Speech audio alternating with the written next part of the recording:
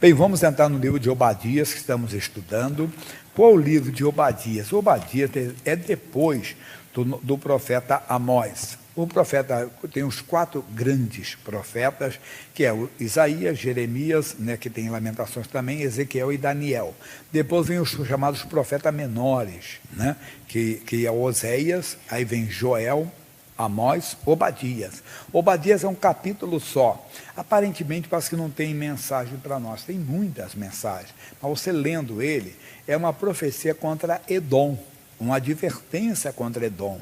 Edom são os descendentes de Esaú. Esaú, entenda, era irmão de Jacó, eles eram filhos de Isaac. E Judá estava passando um momento muito difícil. E olha o que diz o versículo 12. Mas tu não devias olhar para o dia do teu irmão, no dia do seu desterro, nem alegrar-te sobre os filhos de Judá, no dia da sua ruína, nem alargar a tua boca no dia da angústia, nem entrar pela porta do meu povo no dia da sua calamidade. Atenção! Sim, tu não devias olhar satisfeito para o seu mal, no dia da sua calamidade. Basta para nós aqui. Cuidado para não cairmos, entenda bem, nessa cilada que Edom caiu. O seu irmão estava, Judá, passando uma luta, uma guerra, uma adversidade, e eles se alegraram com isso. Isso pode acontecer conosco também. Por isso que eu falei que tem muitos ensinamentos para os dias de hoje. No Novo Testamento, nós conhecemos, por exemplo, Mateus 5,44. Vamos em Mateus 5,44, Novo Testamento. Você conhece muito Mateus 5,44. Mas passa ali, ó, qualquer dificuldade, você lê ali que fica mais fácil, né? Eu já tenho um pouquinho de experiência de tempo, então vamos rápido. Mateus 5,44. Eu, porém, vos digo, amai a vossos inimigos. Vamos parar mais um pouco. Amar, nós já aprendemos que não é melação social de beijinho no rosto, né? Não, amar é querer bem.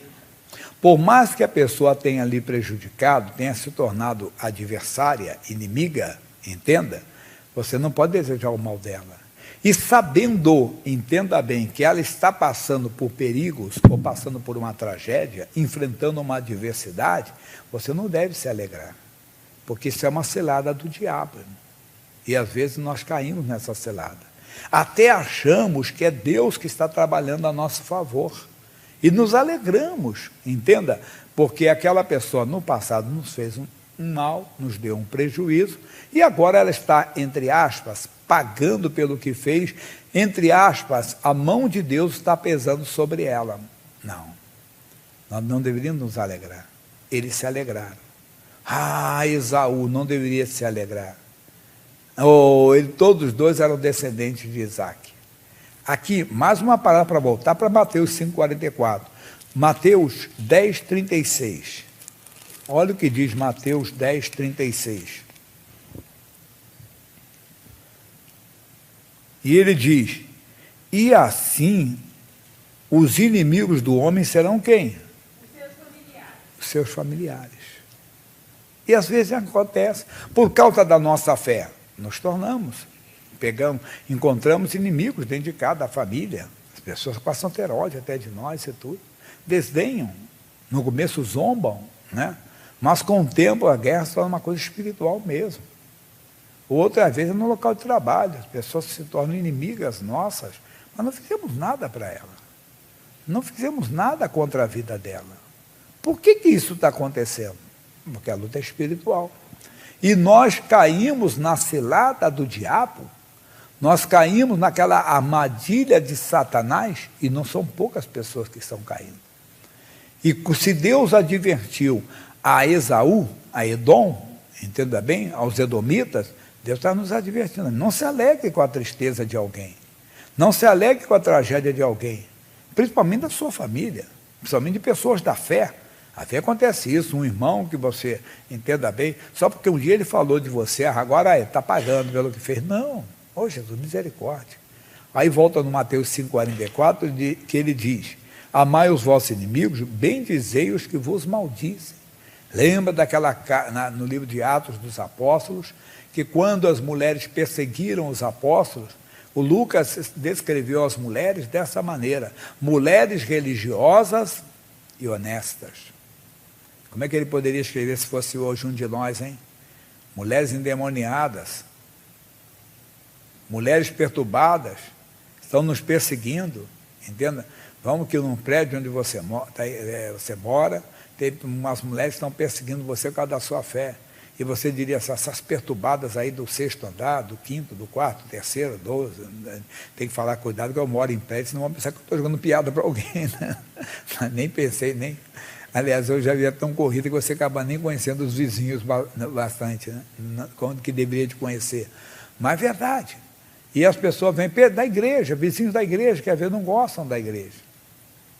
Eu lembro que eu fui pastor numa igreja e frente uma senhora colocava aquelas, dia de domingo principalmente, na hora que você está pregando, a igreja pequenininha, não tinha porta de vidro, era porta aberta, e na hora que eu estava pregando, ela botava Vicente Celestino, Altemar Dutra, só assim, os boleros bem alto, muito alto mesmo. Você está pregando ao som de Roberto Carlos, não sei mais o quê, mas botava para implicar. Se eu vou brigar com ela, não. Depois ela acabou indo na nossa igreja pedir oração. Vamos vencendo com amor, entende? Então, bendizer os que vos maldizem. Orai. Aí, não, perdão ainda, fazer bem aos que vos odeiam. Não faça... Mas, pastor, aquela pessoa me odeia, mas faça o bem por ela. Qual o bem que você tiver ao seu alcance? Jesus andou por todas as partes fazendo o bem. Como? Destruindo as obras do diabo. É isso, libertando a todos que estavam oprimidos do diabo. Façam bem, ore. Aí ele vai continuar dizendo, e orai pelos que vos perseguem e vos maltratam. É o que temos que fazer. É alguém da família do seu marido que persegue a senhora. É alguém da família da sua esposa que persegue o Senhor, que não gosta, se tornou um inimigo, uma pessoa que faz tudo para te destruir. E você vai fazer o quê? Vai amar essa pessoa. Você não vai cair na cilada de Edom, que Edom caiu.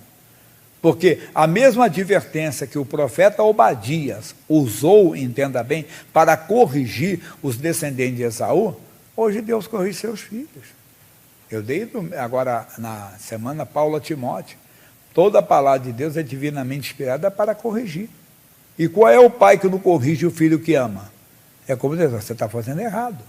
E nós estamos fazendo. Estamos na igreja, dizimamos, ofertamos, até evangelizamos, cantamos, louvamos a Deus, choramos diante de Deus, mas coisas não estão acontecendo conosco, porque caímos na cilada, estamos presos no laço do passarinheiro.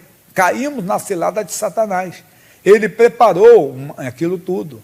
Ele conseguiu fazer você ter um sentimento errado. Aí ele diz, por que temos que fazer tudo isso, pastor? Amar os inimigos, temos que bem dizer às pessoas que estão falando mal de nós, temos que fazer bem pelas pessoas que nos odeiam, e temos que orar pelas pessoas que nos perseguem e nos maltratam. Para quê? Ele vai dizer no 45, para que sejais o quê?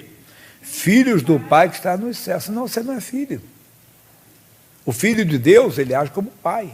Tem que haver em nós o mesmo sentimento, Filipenses, não precisa ler não, Filipenses 2,5, tem que haver em nós o mesmo sentimento que havia em Cristo Jesus. Carta de Paulo ao povo de Filipos, aos Filipenses 2,5. Tem que haver em nós, mas não tem.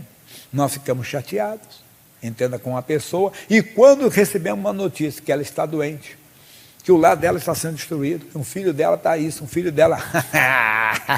tem até da gargalhada. E nós botamos Deus no meio ainda. Deus está vingando o seu servo. Não, não é. Quem mata, rouba e destrói não é Deus, não, é o diabo. E você está caindo na cilada do diabo. Não caia na cilada do diabo. Hoje, volte para o caminho. Volte para a palavra de Deus. E não deixe mais com que esses sentimentos venham tomar conta de você e venham prejudicar a sua comunhão com Deus. Vamos voltar lá no Edom, lá no Obadias, né? Que é muito forte essa palavra que Deus está nos dando. E Ele está dizendo isso para nós. Ele diz, então, versículo 13 que paramos. Nem entrar pela porta do meu povo no dia da sua calamidade. Sim, tu não desvia olhar satisfeito para o seu mal. Somos nós. Estamos olhando a pessoa no leito de dor, ficamos satisfeitos. Deus me vingou. Ainda assim, é a mão de Deus, pessoal. Não foi a mão de Deus não, amigo. Foi o diabo. Quem está matando aquela pessoa, roubando aquela pessoa, destruindo o lar dela, colocando câncer na vida dela, fazendo ela sofrer um acidente, sofrer uma tragédia, entenda? E você ainda se colocou Deus no meio e se alegrou. Não! 1000 vezes não, você não devia se alegrar. Não! E no dia assim, nem um dia olhar satisfeito para o seu mal, no dia da sua, nem estender as tuas mãos contra o seu exército no dia da sua calamidade, ainda estendo as mãos ainda. Quer dizer, viu aquele alguém falar assim, dá chuta a quem está morto? Não faça isso. Acorda, igreja de Cristo. Nós temos a diferença. Nós temos que mostrar que somos o povo do amor. O amor de Deus, que a vontade de Deus é que todo homem seja salvo, que a família da sua mulher seja salva, que a família do seu marido seja salvo, a família do seu cunhado, que talvez foi uma pessoa que lhe deu um grande prejuízo, até financeiro. Entenda? Lhe deu um prejuízo financeiro. Já contamos tantos testemunhos aqui de uma mulher que visitou o assassino do filho na cadeia e pregou para ele, aqui membro dessa igreja.